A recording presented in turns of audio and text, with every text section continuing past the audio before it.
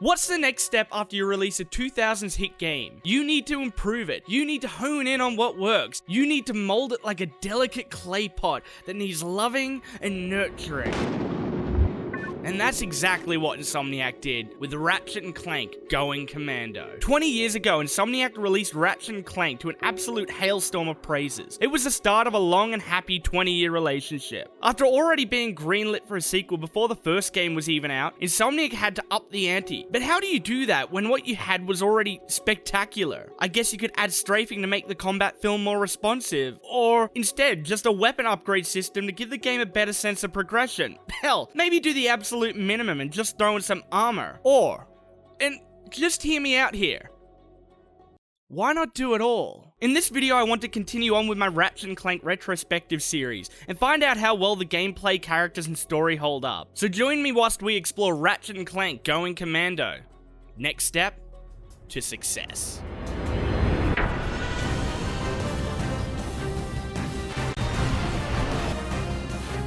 Do you have a problem with unwanted hair? Is painful itching in your nether regions causing you undue embarrassment? Do you just plain stink? Like the game before it, you travel the galaxy on a bloodthirsty rampage, buying weapons and ammo on your tyrannical, insane planet-hopping adventure, all whilst collecting bolts, the currency of the universe. As they jump planet to planet, they need to keep an eye out for the elusive collectible of the game, the Silver Bolt. One of the biggest differences in Going Commando compared to the original is the way they treat weapons. You see, in the original game, you'd buy weapons and generally stick with the one weapon you like the most. For example, I stuck with the flamethrower as my main weapon. It was able to take down enemies and keep up good crowd control for the better half of the game. In Going Commando, however, they added a new upgrade system. Your weapons over time will gain XP the more you use it, eventually automatically upgrading into an even better, more powerful variant of that weapon. Unless you're the lava gun, where Insomniac said, screw it, and made it worse. Gotta respect them. They knew what they wanted, and they went right for it. Yeah. Gotta love them. For starters, the upgrade system was a genius idea. Not only does it incentivize us to use other weapons, but it also gives us a good sense of bloodlust.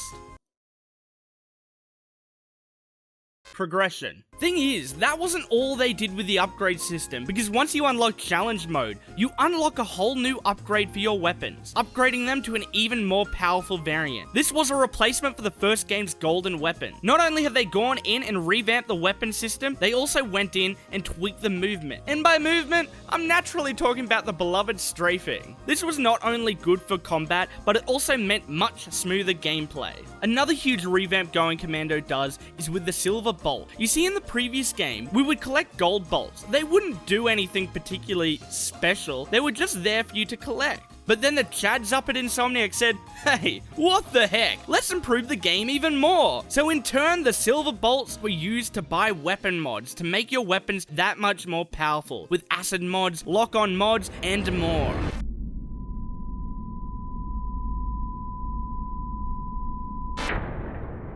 Going Commando includes amazing characters from familiar faces to, some unique characters. Hey, that's my ship! Possession is an illusion. Do not all things belong to the cosmos? Another standout character is a Lombax named Angela Cross, who is a Lombax just like Ratchet. But Angela, unlike Ratchet, is not the last Lombax alive, because that title is taken by Ratchet, who is in fact the last Lombax alive. Angela is just a Lombax, just not the last Lombax. Another awesome returning character is Qwark, who in this game takes more of a backseat, where we are taken through what happens to Qwark after the previous game, in these news broadcasts called Behind the Hero will return after these messages. But out of all the characters, there's no one better than the Plumber, who makes a spectacular and most importantly, sexy return. Hey, I know those pants. Consarn it! Here's the problem. Excuse us, sir. What are you doing here? In this galaxy? I can't control where...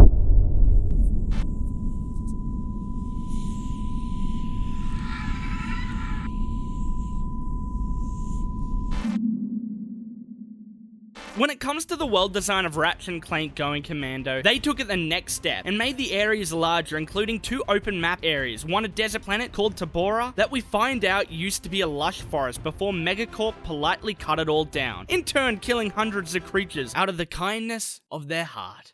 And then the icy planet Grelbin, covered in snow, death, polar bears, and death. These 2 planets are used as a way to make money. You can travel these planets gathering stones to sell to this hippie guy for cold hard bolts. Huh? Oh. Some other areas include sprawling cityscapes, mucky swamps, all the way to space battles. This time with the ability to use rare titanium to upgrade your ship with new weapons and tech.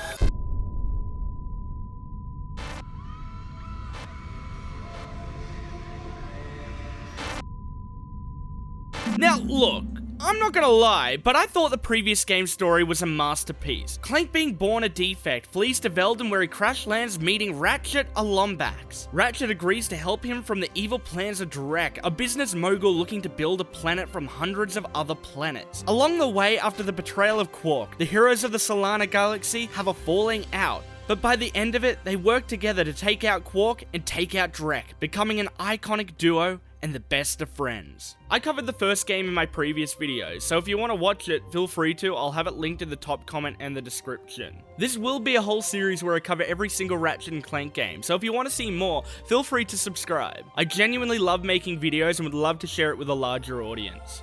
But now, let's move on to the story of Going Commando. The story of Going Commando picks up roughly a year after the first game, on a planet called Veldin, somewhere in the Solana Galaxy. Ratchet and Clank are now famous, but haven't been doing any hero business since the defeat of Drek, as they explain in this interview. We're still pretty busy, but in a more, domestic sense. Yesterday, I flushed out my radiator core. I guess no one needs a hero right now. But about 1 million light years away, in the next galaxy over, a man named Abercrombie Fizzwidget is watching this very interview, when he decides that he needs their help, and just like that, Ratchet and Clank are gone, teleported millions of light years away, and hired by Mr. Fizzwidget to save the Bogon Galaxy. This is the story of Ratchet and Clank Going Commando, and trust me when I say this, we are in for a ride full of twists and turns. Abercrombie Fizzwidget, the CEO of Megacorp, is working on a top-secret biological experiment that was stolen by a mysterious man. And there's only 2 rambunctious young studs that can save the day. And who are they, you ask? Ratchet and Clank. Come on, title of the game. Shouldn't need to explain that. God. After training Ratchet up, he is sent off on his way to infiltrate an airbase on planet Uranus, using his blaster gun to make his way to receive the experiment, when the mysterious man catches him, takes the experiment, and escapes. The beginning of the story is great. It throws you right into the adventure and catches you up enough that it still makes perfect sense, though doesn't explain where Clank is or why he's not helping. Ratchet informs Mr. Fizzwidget of the thief's getaway and is shown a holotape and then sent off on a wild and wacky adventure, the first stop being Planet Uzla to explore the Megacorp outlet. Planet Uzla is covered in muddy swamps and just like the previous game features multiple paths. Path 1 leads through the abandoned Megacorp building where we get the Dynamo, an item that allows us to activate holographic platforms to continue through the worlds we visit. Path 2 leads to the Tractor Beam, an item that allows us to move certain objects in the world to complete puzzles. On top of this, we also get mini-bosses throughout the worlds. Whilst easy to defeat, it's another great example of what you should be doing to improve a game. Adding these random boss fights to the game adds another layer to the Going Commando experience. And another layer to my heart.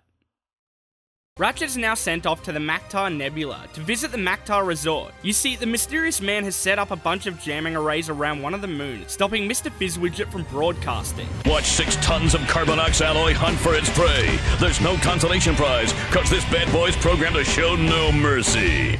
So, what are you waiting for? Call now to bring Chainblade and the B2 Brawler into your living room. But put away the fine china. The Galactic Gladiators, only on Megaview. Call your provider now. For starters, this isn't just a broadcast, it's another spicy thing Insomniac added to the game. We are able to take part in these gladiatorial arena battles to earn bolts and even accessories, like the Electrolyzer, an item to unlock certain doors blocking our paths. On top of this, the Mactar Resort also includes everyone's favorite pastime. Slot machines! Yeah! Gambling! Woo! Yeah! Gambling! Woohoo! Slot machine! Gambling! God, I've lost it all! Slot! Yeah! Gambling! Woohoo!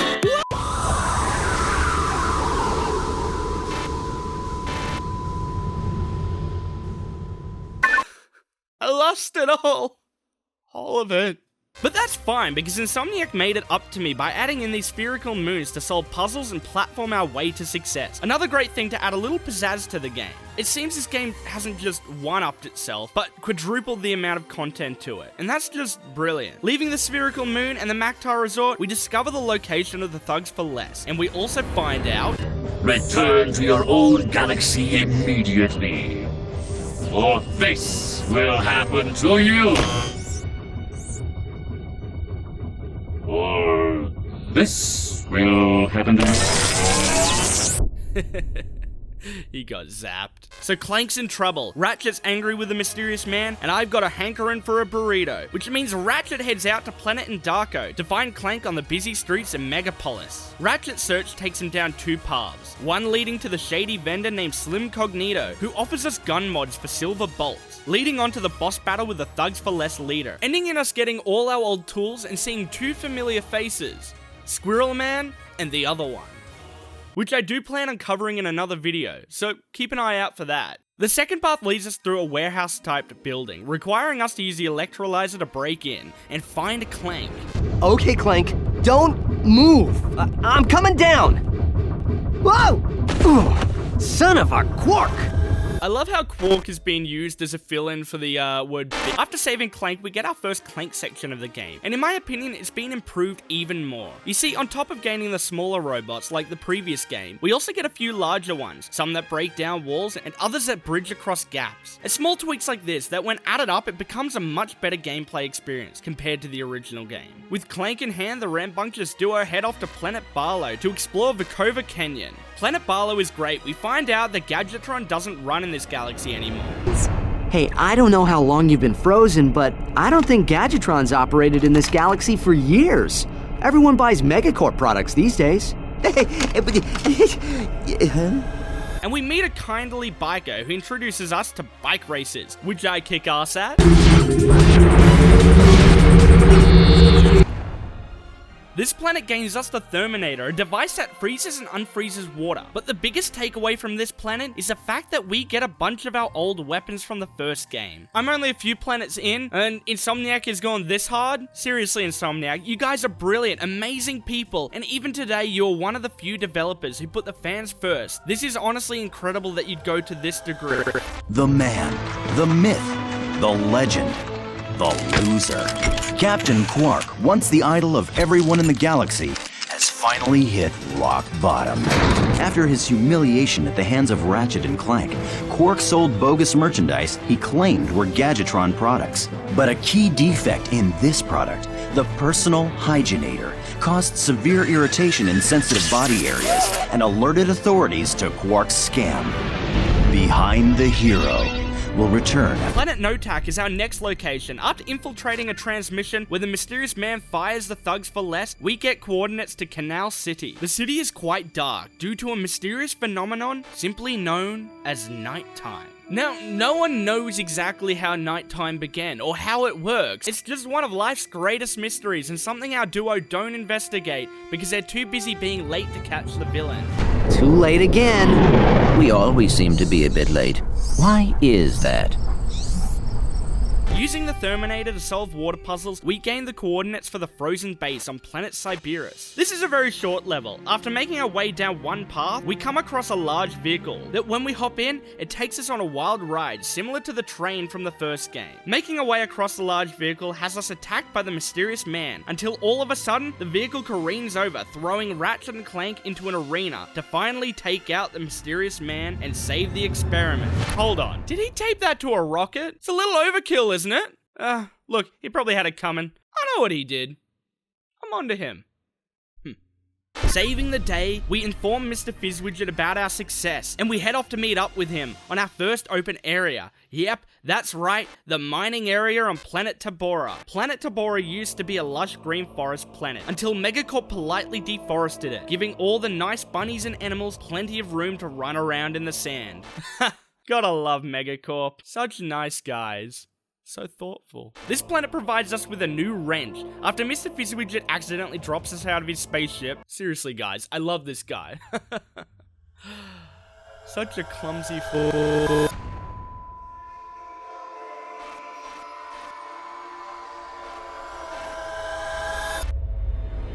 This planet reveals who the mysterious man is. Hand over the experiment now! I can't do that. You have 3 seconds. 1, 2, 3. Whoa! He's a she. This changes nothing. Oh my god! It's a Lombax! That's right.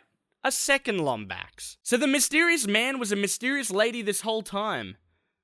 Who would have guessed? On this planet, we come across a very odd man who needs us to find these moon rocks to fix our ship from the damages caused by Mr. Fizzwidget. Then it's off to our next location, Planet Dobbo, and its testing facility. Welcome back to Behind the Hero. In yet another setback for the embattled Captain Qwark, the Galactic Court ordered him to pay 6 billion bolts in damages to citizens suffering from personal hygienator syndrome. Only 2 days later, Qwark was arrested trying to flee to Pokataru. The one-time hero, now full-time Zero, was placed in custody awaiting trial. But the next day it was discovered that he had escaped, flushing himself to This area unlocks our first armor piece, another great inclusion to the Ratchet Clank series that adds another great sense of progression. Path 1 leads us to a roided out Clank section where we fight the Thugs for Less leader and gain us information on the Megacorp games. Welcome to Megacorp Games, sponsored by Megacorp. Okay, Megacorp contestants, get ready to grapple with our Megacorp Gladiator team. And if you survive that, enter the Megacorp Battle Arena with our Mega Spider-Bot and our Mega Death-defying Mega Cage match. Then open the throttle for the all-Megacorp hoverbike race, brought to you by Team Megacorp Racing. And then there's Path 2, which has us getting charged by a money-hungry computer. What? Now even the computers are charging us? That's it. This galaxy blows. Which opens our duo's eyes to the dangers of the spicy little floof, simply known as Greg. The experiment. Trying to inform Fizzwidget doesn't go to plan, however, because he gives us a password. Mr. Fizzwidget, do you copy? Anyone handling the experiment must exercise the utmost caution. No, decapitated. What? Oh, yes, exercise my frontmost cushion. Ugh. Sir, your experts recommend that the experiment be liquidated. We will meet you at your deep space disposal facility. Ah, yes, my cheap date proposal facsimile. It's heavily guarded, so make sure to use the password, which is, Quartastic. Because once we get to the deep space disposal unit, we find out the password was wrong and are immediately attacked by the facility's defenses. And if that's not bad, he didn't even show up because he was too busy filming a commercial. Come in, gentlemen. Can you hear me? Sir, you gave us an erroneous password. Implausible! Unless, is this Tuesday or Wednesday? Anyway, sorry to have missed our meeting, but I was called away to film a commercial for our weapons facilitatory. And you know what? I think I respect that. He's really honing in on his business. You gotta put that first, before your family. It's true. So, our dynamic duo need to head off to the Megacorp Armory on planet Todano. But first, it's time for some relaxation and fun at the Megacorp Games on planet Joba. Here we get reacquainted with the Rhino guy from the first game, this time selling us the Levitator, a device that allows us to fly for a bit. We also get a chance to win the Magna Boots and Infiltrator during the Megacorp Battle Arena. Okay, look, I hear you screaming, maybe the Megacorp Games isn't for you. Well, we also gain access to the second race area for all you sly fools and rambunctious studs out there who are not into the arena battles, where we can go fast and hard and win the charge boots, yeeting our way through the track at supersonic speed. What? You don't like the races either? Oh. It's now off to Planet Todano and the Megacorp Armory in search of Mr. Fizzwidget. The Megacorp Armory has two paths. Path 1 leads to the Sheepinator, a device that turns foes into kindly little sheeps that you then murder. The second path leads to a computer where we get an incoming call from the mysterious lady, who earlier we found out is a Lombax. But now we know her name, it's Angela Cross. She shows us a commercial of a kid and his beloved pet playing ball. Why is Billy sad? Is he cold, hungry, or maybe just... Oh no, take it away! lonely? No! Introducing the Megacorp Protopet. Your child will shriek with joy when he meets our adorable friend. Wanna play ball? So does the Protopet. Need a partner for tag? Go find the Protopet. Up for some cops and robbers? Help! Police! So is you-know-who. Just ask Billy. No! The Megacorp Protopet. Stop by Planet Bolden and get yours free from Abercrombie Fizzwidget himself. Aww, how nice of Mr. Fizzwidget to do that. Making all these lovable pets for the galaxy to enjoy. What a nice guy. Ratchet and Clank, for some weird reason, don't like the idea of killer pets and realize maybe Fizzwidget is up to something, which I just don't see how that could be. They decide the best course of action is to jump over to Silver City on planet Boldan. Silver City is full of magnetic walls. That's it, just magnetic walls, that's it. I think all the buildings are just metal. I don't know. We try and jump Fizzwidget when we get arrested. Freeze, knuckleheads! Oh no! The two of yous are under arrest for attempting to bump off Mr. Fizzwidget. But this isn't... Save it, Fuzzy. You're not fooling anyone.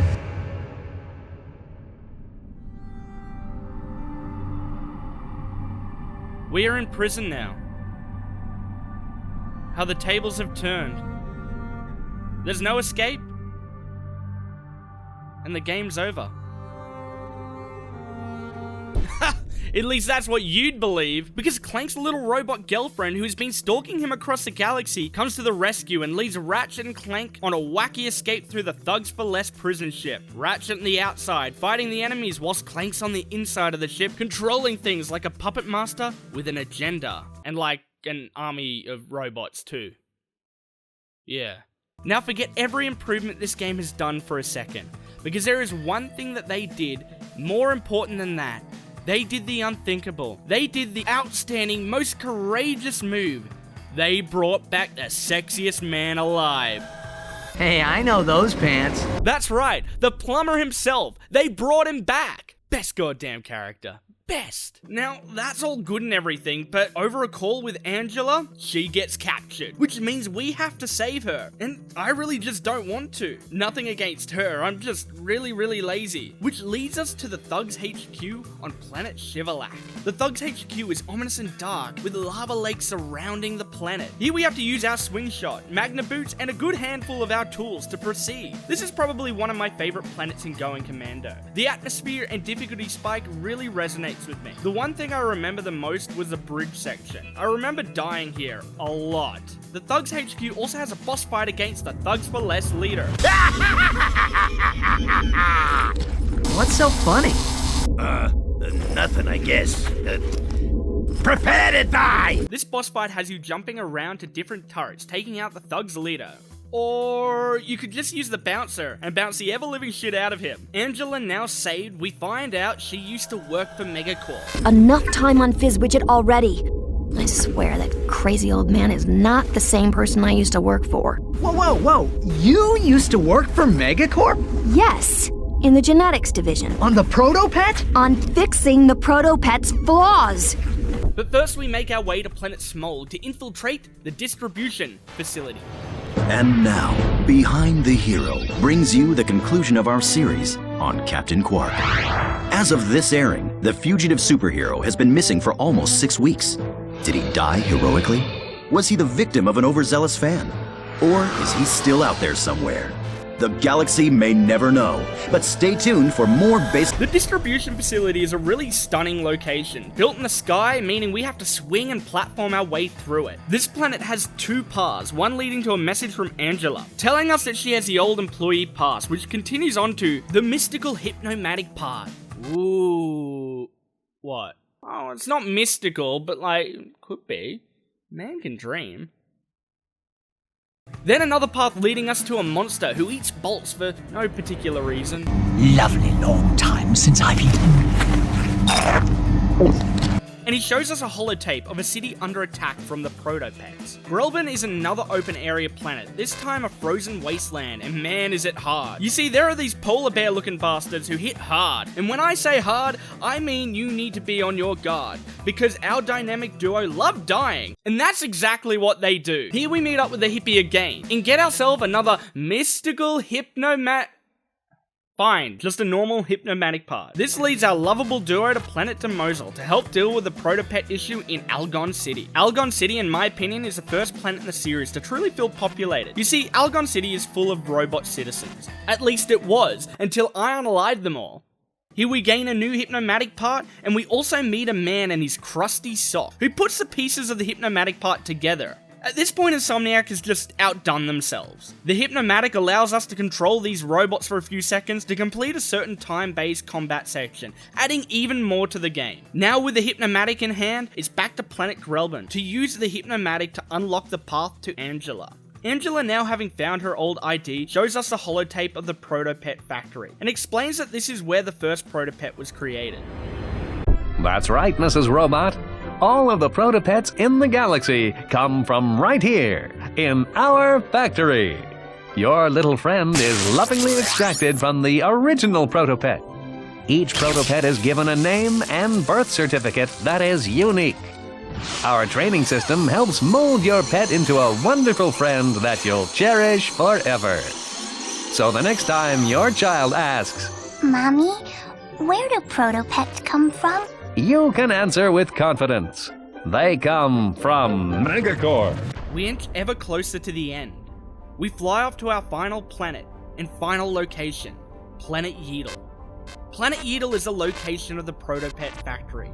The sky is dark, and there's an aura of evil in the air. I don't know how Insomniac does it, but each and every planet design has its own charm and character to it. From the marshy swamps of Planet Uzla, the arid deserts of Planet Tabora, all the way to the evil, daunting structure of Planet Yeatle and the Protopet factory. The factory has us swinging, puzzle-solving, and taking out hordes of enemies the whole way. Eventually we make it through the bombardment of tough enemies and Protopets to be faced with Clank's girlfriend? I should have known! With her popping up around every corner, it only makes sense that it was her. What? Oh, she wants to show us something. Ah, yeah, that makes sense. Okay, continue as we were. Go, it's fine. It's fine. Bye now. Enjoy the hygienator. Remember, you bought it from Steve. Steve McQuark. Indeed. Now that I've sold my 1 millionth hygienator, I can finance the comeback of the greatest superhero who ever lived. Captain Qwark! All I need now is a new galaxy with a new fan base so I can rescue them from a new disaster!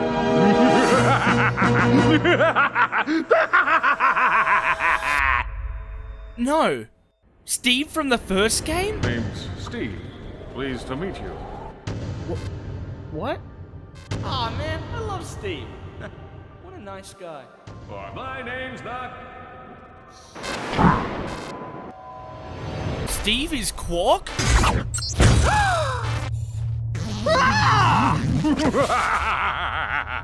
This is bad. And Qwark is Fizzwidget? No!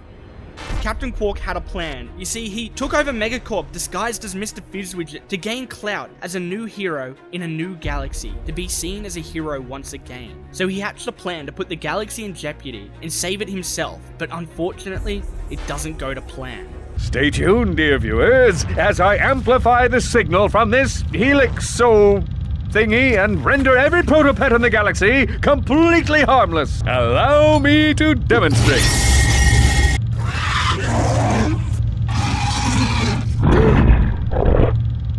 Mommy! But hey, you gotta respect the effort he put in. Sure, he's gonna blame Ratchet and Clank for everything, but I still can't help but just like the guy. Classic Qwark.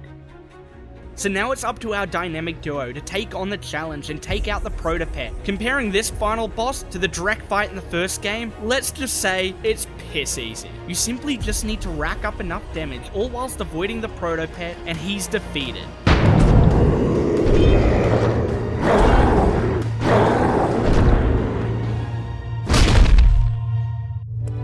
You did it! It's okay.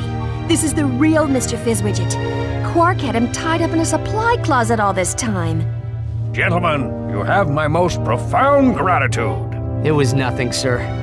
I'm just sorry we couldn't get the Helixomorph back.